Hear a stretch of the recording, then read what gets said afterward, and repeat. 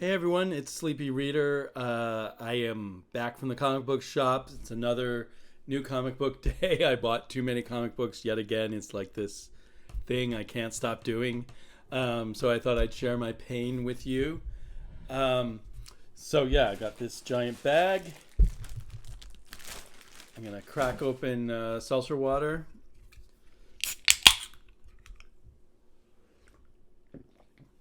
But wait a minute. I'm in the wrong universe. Let me fix things. Let me get into the right Earth Sleepy. Where was I? Okay, I'm back in the right universe. Being a little science fictional here. So big haul here. Let's see.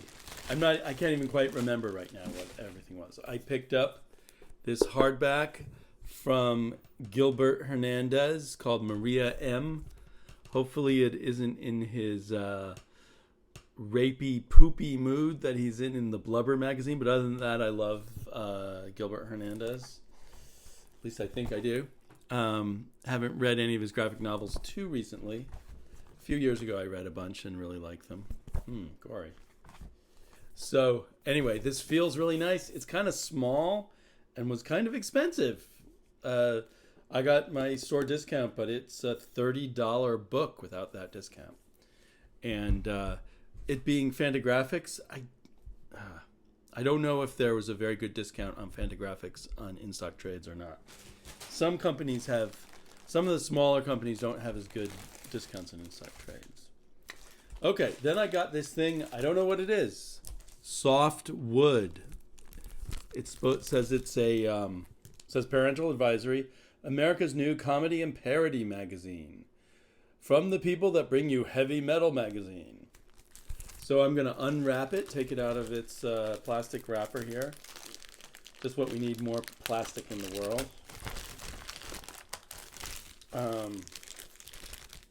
I've decided because plastics become such a problem, I'm going to wrap all my comics in beeswax paper.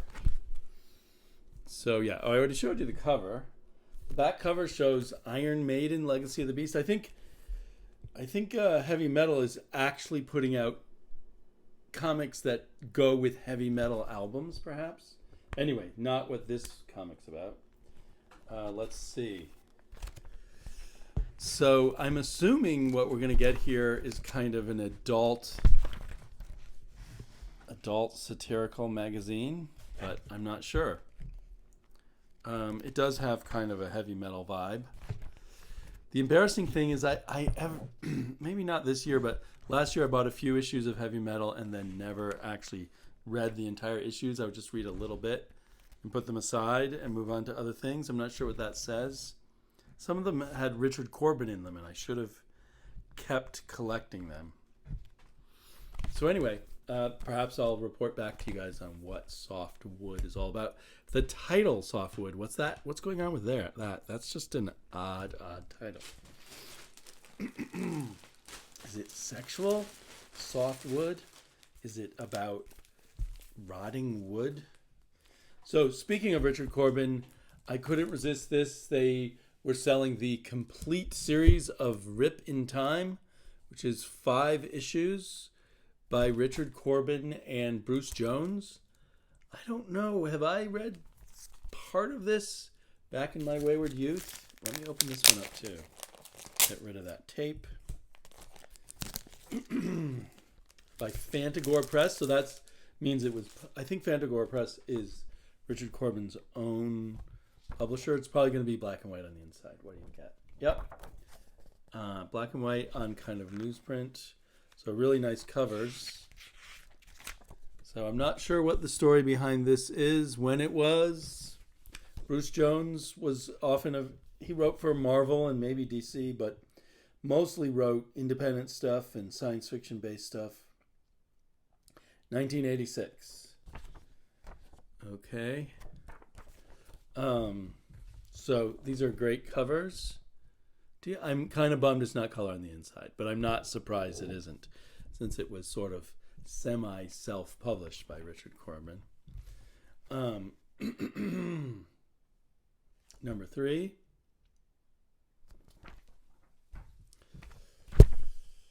Number 4. Lots of dinosaurs, you can tell. And number 5. On the back, all the issues advertise art prints from Richard Corbin. I wonder if there'll be other interesting ads for Richard Corbin stuff inside here. Yeah, more ads for Richard Corbin art prints. I wonder if we'll see any more stuff from Richard Corbin. He's not a young man anymore. He recently did some black and white horror comics at Dark Horse, and before that a bunch of color ones like Rat God and Edgar Allan Poe stuff. So I don't know if he'll be coming back. Okay, since we're on the back issues, let me show you the other back issues I've bought today. Not too many, or just 2 more. I can't believe that I didn't already have this in my Captain America and the Falcon collection.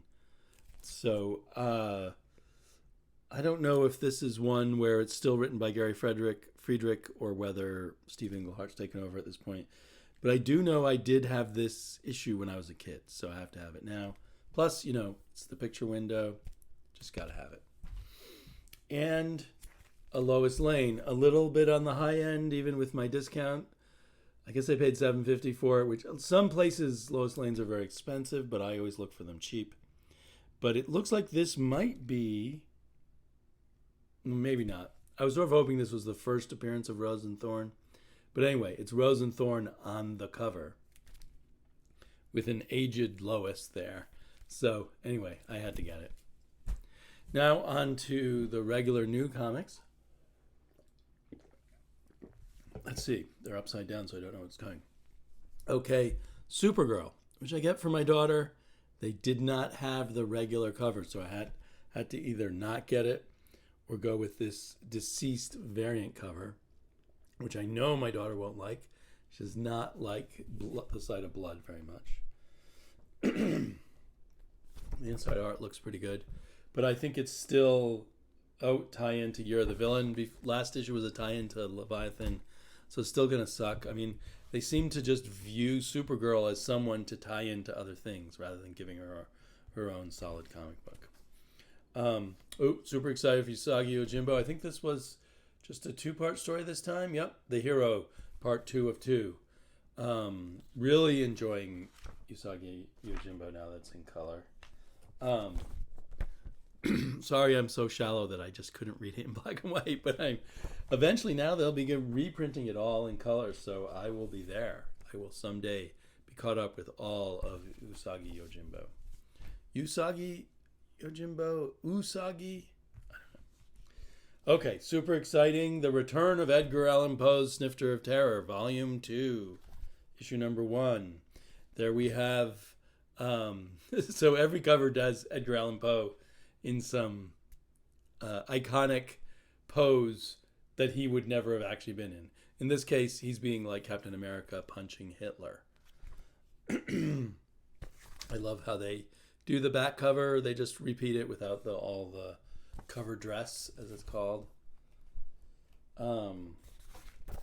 This looks like, as thumbing through it, could it be all one story? No, there's 4 stories here. And are they going to have, more Hunt Emerson.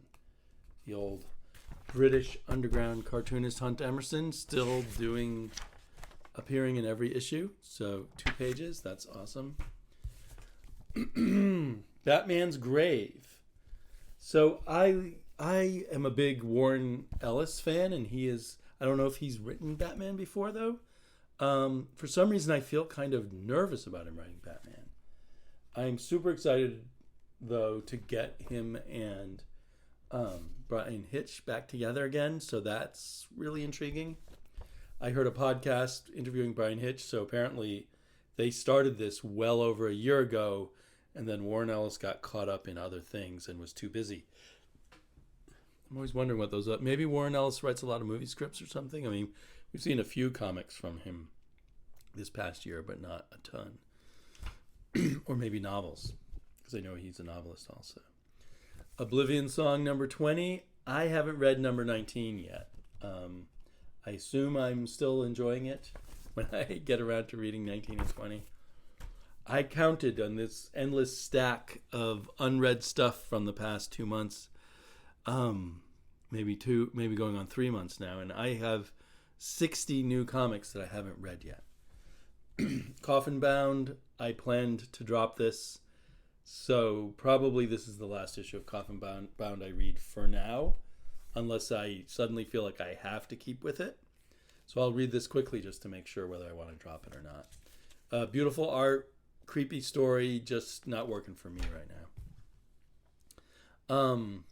RWBY, I'm not sure what this is. We were looking through previews, me and my daughter, and she said, I want that. And I think it said rated teen plus. Okay, well, hopefully this is okay for her. I immediately don't like the art looking at it, but hopefully she'll like it. Whoa, speaking of art, look at that Ice Cream Man cover. That is awesome. Has there been any issues of Ice Cream Man that I haven't liked? Maybe one or two that didn't wow me as much as the others, but generally it's gone from strength to strength to strength with every issue. Probably still my top comic. Watch, I'll completely change my mind with this issue.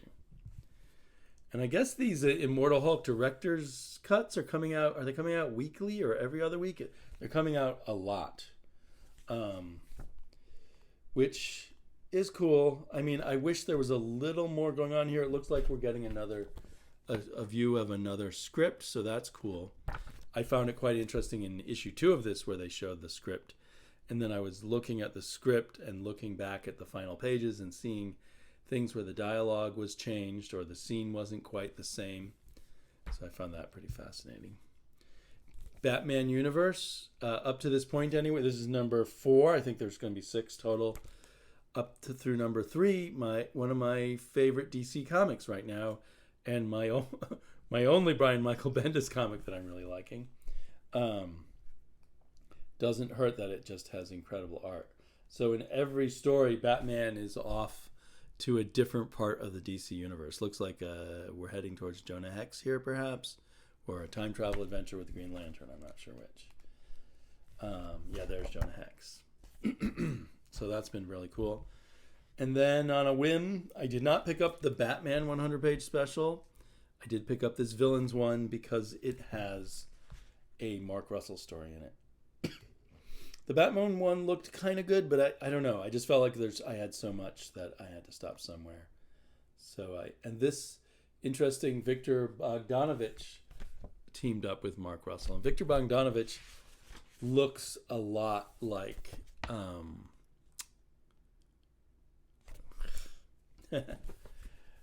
looks a lot like Greg Capullo. Not quite at the level of Greg Capullo, but anyway, I'm looking forward to seeing the team up between those guys. So that's it. How many new comics did I get? 1, 2, 3, 4, 5, 6, 7, 8, 9, 10, 11. 11 new comics.